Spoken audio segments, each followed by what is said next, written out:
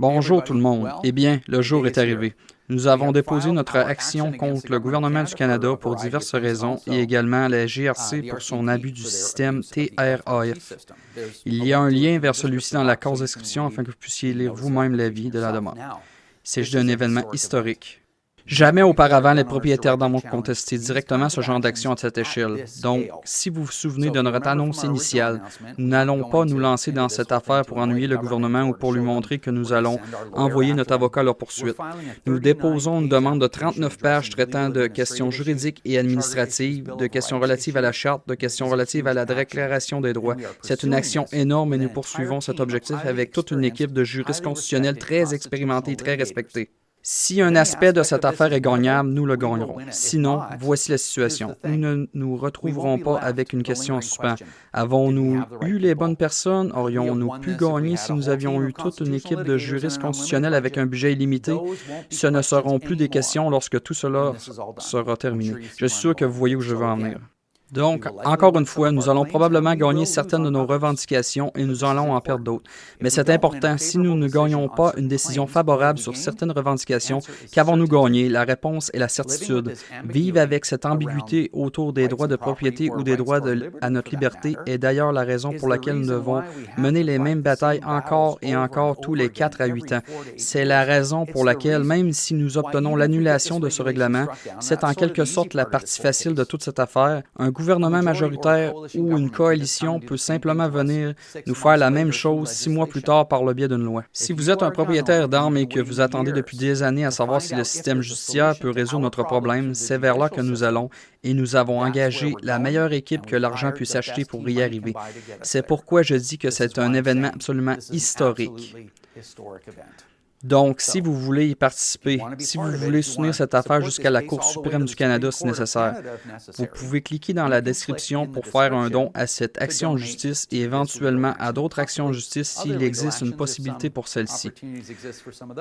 Vous avez probablement remarqué que je n'ai pas demandé de don lorsque nous avons annoncé notre intention de poursuivre le gouvernement en justice et la raison pour laquelle est qu'honnêtement, je ne pense pas qu'il soit approprié de collecter des fonds pour une action en justice avant son dépôt. Je ne suis pas là pour dire si c'est bien ou mal pour quelqu'un d'autre de le faire. Je dis seulement que c'est comme ça que nous faisons à la coalition.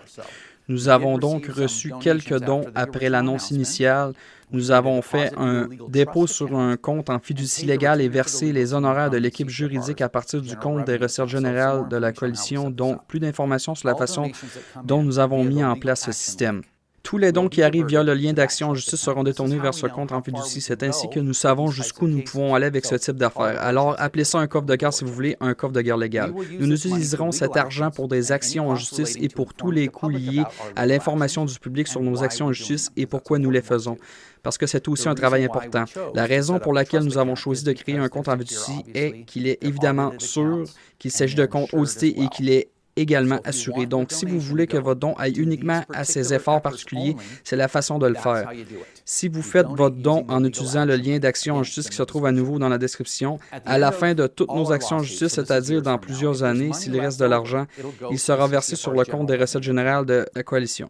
S'il manque de l'argent pour une action en justice déjà en cours, la coalition comblera la différence du compte des recettes générales. J'espère donc avoir expliqué cela aussi clairement que possible. C'est tout simplement la façon la plus propre dont nous pouvons le faire. Donc, nous allons au tribunal. C'est une affaire énorme avec le plus gros budget et avec l'équipe la plus spécialisée qui ait jamais représenté les propriétaires d'armes à feu. Si vous voulez faire un don, c'est le moment de le faire. Utilisez le lien dans la boîte de description ou allez sur firearmrights.ca. Vous y trouverez le lien. C'est firearmrights.ca si vous n'y êtes jamais allé et c'est votre chance de faire partie de l'histoire. Alors, merci à tous pour votre soutien et comme je le dis toujours, merci de nous accorder votre confiance. C'est vraiment significatif et je l'apprécie vraiment. Puisque vous êtes là, j'ai encore une dernière chose à vous dire. Restez à l'écoute pour une mise à jour de la campagne nationale d'éducation de la Coalition. Si vous vous souvenez de ce qui s'est passé il y a un mois ou deux, nous avons retravaillé quelques points en raison de la situation du COVID et, en fait, certaines parties de la campagne ont pris de l'ampleur par rapport à ce que nous avions prévu auparavant. Quoi qu'il en soit, nous attendons avec impatience les annonces importantes qui seront faites dans quelques semaines. Alors encore merci à tous, nous apprécions votre soutien et bonne chance à nous tous.